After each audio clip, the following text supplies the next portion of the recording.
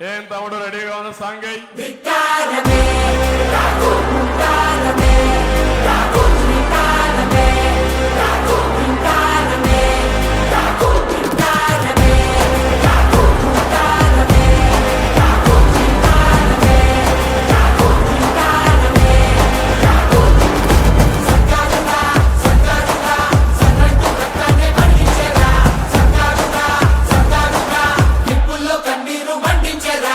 నన్ను కూడా ఎక్కడ పోయినా ఏమడుగుతున్నారు?